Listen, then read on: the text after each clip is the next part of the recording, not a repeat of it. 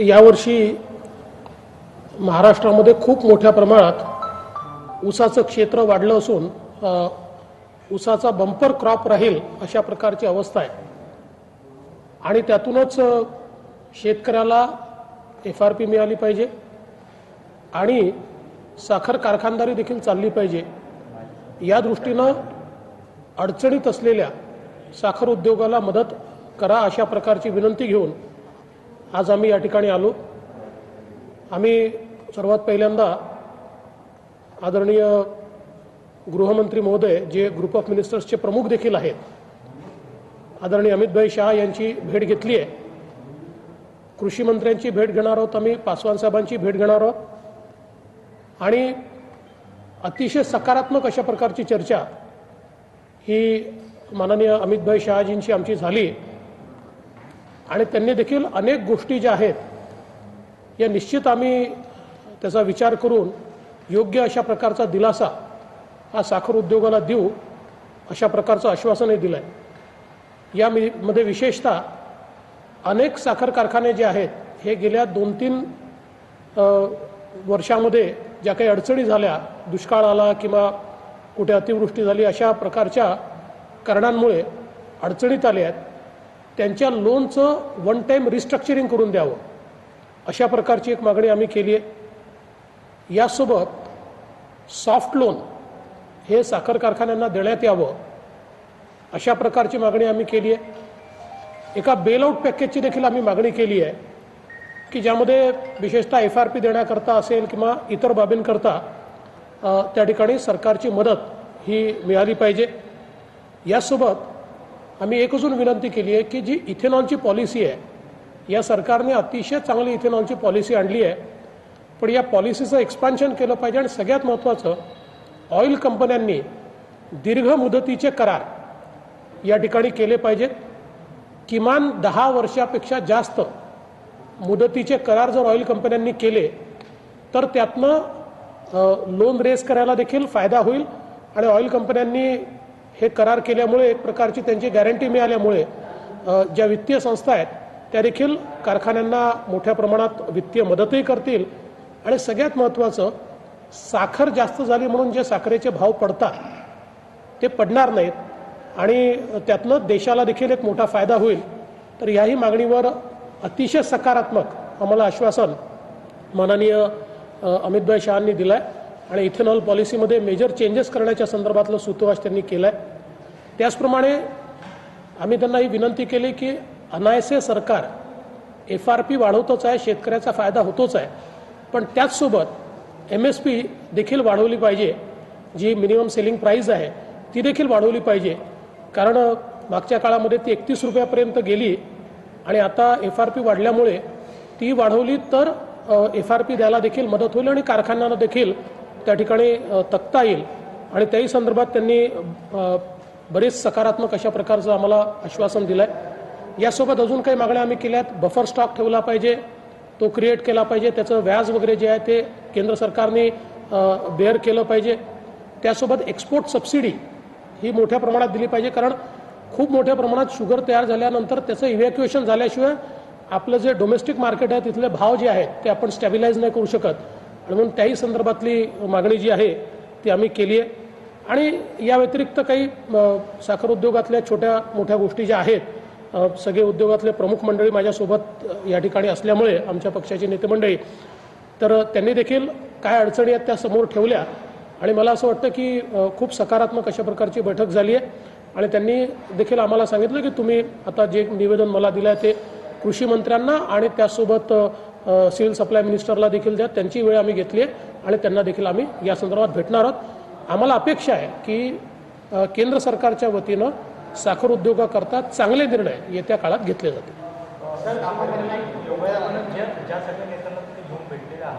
सगळे नेते नुकतेच भाजपमध्ये आलेले आहेत, तर काही वेगळा राजकीय विषय या भेटीमध्ये होता आणि इतक्या सगळ्या नेत्यांना अमित शहांची भेट घेतली त्याच्यामुळे काही वेगळी चर्चा? म्हणून मी आधीच सांगितलं की हे जे सगळे नेते आहेत वर्षानुवर्ष साखर उद्योगामध्ये आहेत आणि साखर उद्योगाची संपूर्ण माहिती आहे। आम्ही यापूर्वी सगळ्यात पहिलं काम काही केलं असेल तर माननीय रावसाहेब पाटील दानवे यांची भेट घेतली ते सिव्हिल सप्लाय विभागाचे राज्यमंत्री आहेत आणि त्यांच्यासोबत बसून आम्ही पहिल्यांदा सगळा मेमोरँडम तयार केला. तो 8-10 दिवसापूर्वी इथे पाठवला. स्वतः रावसाहेब दानवेंनी त्याचा फॉलोअप केला आणि त्याच्यानंतर आता आम्ही या भेटी ज्या आहेत त्या सुरू केलेल्या आहेत. त्यामुळे ही कुठलीही राजकीय भेट नाही. मी पुन्हा एकदा आपले कोणाच्या डोक्यात कन्फ्युजन नको म्हणून सांगतो, आम्हाला सरकार पाडणं वगैरे याच्यात कुठलाही इंटरेस्ट नाही. आत्ता कोरोनाची लढाई चालली आहे, त्यामुळे कोरोनाच्या संदर्भात आणि त्यासोबत शेतकऱ्याला मदत झाली पाहिजे, कारण आता खरीपाचा हंगाम आहे आणि अनेक प्रश्न या ठिकाणी निर्माण होणार आहेत. या सगळ्याच्या संदर्भात आमची भेट आहे. याचा राजकीय कुठलाही संदर्भ नाही. कोरोना संदर्भात कोणते विषय होते, काय नेमक्या मागण्या आहे महाराष्ट्र? नाही, कोरोनाच्या संदर्भातली जी काही परिस्थिती आहे ही परिस्थिती मी त्यांच्या कानावर टाकलेली आहे. मी माननीय पंतप्रधान महोदयांचीही वेळ मागितली आहे.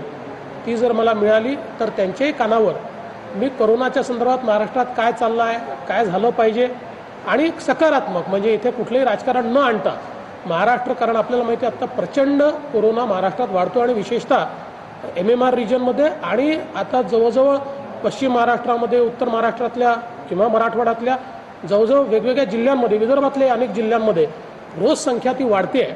आणि म्हणून याही दृष्टीने काय करता येऊ शकतं आणि केंद्र सरकार कशी मदत करू शकेल या संदर्भातली चर्चा मी केली. अमित शहानी महाराष्ट्रामध्ये लक्ष घालावं कोरोनाच्या बाबतीत काही मागणी काही भाजपच्याच नेत्यांनी केली होती. नाही, ते लक्ष घालतातच आहेत. ते देशाचे गृहमंत्री आहेत आणि गृहमंत्री म्हणून महाराष्ट्रासहित सगळ्या राज्यांमध्ये ते कोरोनाच्या संदर्भात लक्ष देऊन आहे. इतर नेते जे आहेत त्या बैठकीला आले नाहीत का? विखे पाटील किंवा विखे पाटील साहेब या बैठकीला येणार होते. त्यांचं एक छोटीशी त्यांना जखम होती, त्याच्यामुळे त्यांनी काल मला कळवलं की मला 3 दिवस ट्रॅव्हल करायला नाही सांगितलेलं आहे. म्हणून त्यांनी विनंती केली होती की 3 दिवसांनी करता येईल का, पण आम्ही इकडे वेळ घेतलेली असल्यामुळे ते आम्हाला पोस्टपोन नाही करता. नाही, महत्त्वाचं म्हणजे साखर उद्योगाच्या संदर्भात बघितलं महाराष्ट्राचं शरद पवारांचं नाव सगळ्यात पुढे येतं. आजच्या या संपूर्ण बैठकीमध्ये शरद पवारांचं काही लेखी नाही. नाही, मला असं वाटतं की ते त्यांचं काम करतात, आम्ही आमचं काम करतो आणि असं काही कुठे कॉम्पिटिशन नाही आहे की त्यांनी काय केलं म्हणून आम्ही काय करायचं, आम्ही काय केलं म्हणून त्यांनी काय करायचं. आम्हाला असं वाटतं की आत्ता साखर उद्योगाकडे लक्ष देण्याची आवश्यकता आहे आणि विशेषतः साखर उद्योगात काम करणारे आमच्या पक्षातले किंवा आमच्यासोबतचे जे लोक आहेत यांनी याचं संपूर्ण गांभीर्य हे आमच्या सगळ्यांच्या लक्षात आणून दिलं आहे आणि त्यामुळे केंद्रात आमचं सरकार आहे. त्यामुळे साहजिकच आमच्या केंद्र सरकारकडे आम्ही मागणी घेऊन जाणं हे अपेक्षितच आहे आणि म्हणून आम्ही आलो. सध्या राज्यामध्ये राज्यावरून कुटुंब महिमा सुरू झालेला आहे, जे एक जाहिरात निघली आहे. असं महाजॉबची जाहिरात आहे, त्यावर सध्या काँग्रेस, शिवसेना आणि राष्ट्रवादीमध्ये सध्या कुणबोडी सुरू आहे. काय कसं बघता याच्याकडे? कारण आमचं म्हणणं एवढंच आहे, फोटो कोणाचेही छापा, पण तुम्ही ज्या मोठ्या मोठ्या घोषणा केल्या आहेत, इतक्या लोकांना रोजगार मिळेल, इतक्या लोकांना नोकऱ्या मिळेल, इतक्या कंपन्या येतील, या संदर्भात काहीतरी कारवाई करा. बाकी तुम्हाला ज्याचे फोटो छापायचे आहेत आणि ज्यांचे चेहरे दाखवायचे आहेत त्यांचे दाखवा, आपापसात मारामाऱ्या करा, काही करा, फक्त लोकांना फायदा झाला पाहिजे याचा विचार करा. सर, मध्य प्रदेशमध्ये सरकार बदललं आहे, सरकार आलं, आता राजस्थानमध्ये प्रयत्न झाला होता आणि आता महाराष्ट्राचा नंबर आहे असं म्हणता जातं. त्याबाबत काही चर्चा झाली का? नाही, मी आधीच सांगितलं की आमचा राजकीय अजेंडा नाही. हे सरकार पाडण्यात आम्हाला कुठलाही इंटरेस्ट नाही. कोरोनाच्या काळात आमचा सगळा फोकस हा कोरोनावर आहे.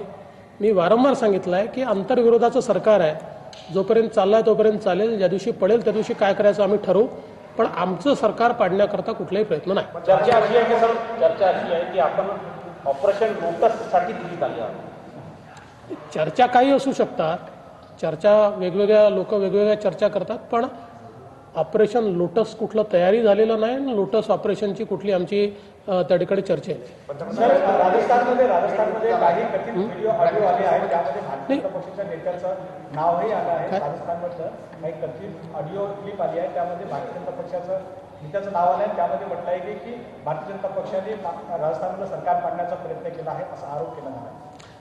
असं आहे, मी महाराष्ट्राचा नेता आहे. देशात काय चालतं, कुठल्या राज्यात काय चालतं याची मला काही कल्पना नाही, पण अशा वेळेस ज्यावेळेस अशी परिस्थिती असते तशात रोज नवीन नवीन अफवा तयार होतात, एकमेकावर आरोप प्रत्यारोप होतात. त्यातला हा प्रकार असू शकतो, पण मला त्याची कुठली माहिती नाही. भाजपच्या पार्लमेंटची लवकरच नियुक्ती होणार अशा पद्धतीच्या बातम्या असं आहे, अनेक लोकांनी मला अभिनंदनाचा त्या ठिकाणी संदेश पाठवला, काही लोकांनी प्रेमाखातर अभिनंदन करून टाकलं. कोणीतरी ही माहिती एका माध्यमात आली आणि ते माध्यमाची जी काही क्लिप किंवा आहे ती काही लोकांनी फिरवून टाकली. अजून भारतीय जनता पक्षाची नवीन कार्यकारिणीच तयार झाली नाही. पहिले भाजपची नवीन कार्यकारिणी तयार होईल, त्यानंतर मग पार्लमेंटरी बोर्ड तयार होईल. त्याच्यावर कोण घ्यायचं नाही घ्यायचं याचा सगळा अधिकार अध्यक्षांचा, माननीय पंतप्रधान महोदय किंवा पक्षाच्या ज्येष्ठ नेत्यांचा असतो. त्यामुळे माझी अशी कुठलीही नियुक्ती झालेली नाही.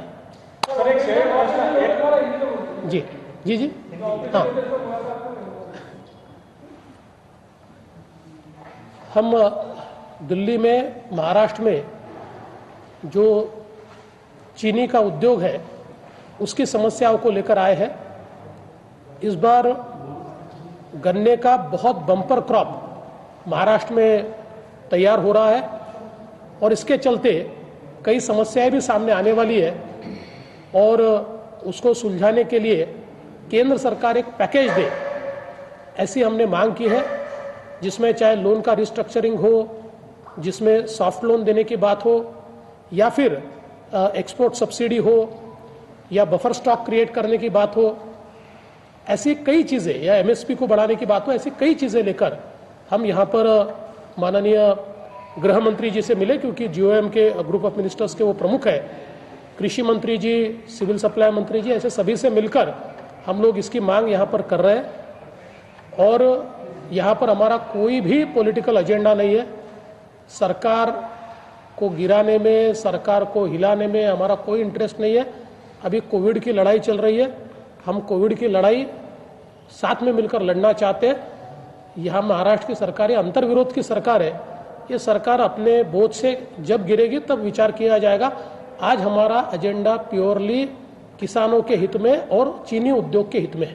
सर, साखरेचं जे बेलआउट पॅकेज आहे तर किती किंमत म्हणजे कितीचं पॅकेज? हे तर केंद्र सरकार ठरवेल. आम्ही काय काय त्याच्यात असलं पाहिजे या संदर्भातल्या मागण्या केल्या आहेत. आता केंद्र सरकार त्याचं इम्प्लिकेशन काय आहे, त्यातलं काय प्रॅक्टिकल आहे, त्यांना काय द्यायचं आहे, केंद्र सरकार ठरवेल. ते अमित भाईंनी हे सांगितलं की तुम्ही जे मुद्दे मांडलेले आहेत ते महत्त्वाचे आहेत. केंद्र सरकार याच्यावर सकारात्मक विचार करेल आणि लवकरात लवकर निर्णय करेल. नाही, मी माननीय पंतप्रधान महोदयांची वेळ मागितलेली आहे. ती जर मला मिळाली तर मी त्यांना नक्की भेटेन. त्यातही माझा दुसरा कुठला अजेंडा नाही आहे. महाराष्ट्रात कोविडच्या संदर्भात जी काही परिस्थिती आहे त्याचं ब्रीफिंग मला त्यांना करायचं आहे. सर, महाराष्ट्र में आरोप लगा दिया कि सरकार के बीजेपी वाले ऑपरेशन लोटस चलाते रहते हैं, जब जिनको तो सरकार गिराने की बात करते हैं. देखिए, महाराष्ट्र में कुछ पार्टियां ऐसी है जिनकी ये नीति रही है कि अपने आप को मारो और अपनी रो. खुद को मार के रोने वाले लोग हैं, जिनको ये पता है कि उनकी सरकार कोई काम नहीं कर पा रही, पूरी तरीके से विफल है. इसलिए लोगों को भटकाने के लिए रोज एक ही न्यूज़ वो तैयार करते हैं कि सरकार गिरा रहे हैं, सरकार गिरा रहे हैं. देखिए, सरकार गिराने वाले ऐसा कोई बता के गिराते नहीं है और हमको गिराने में कोई इंटरेस्ट भी नहीं है.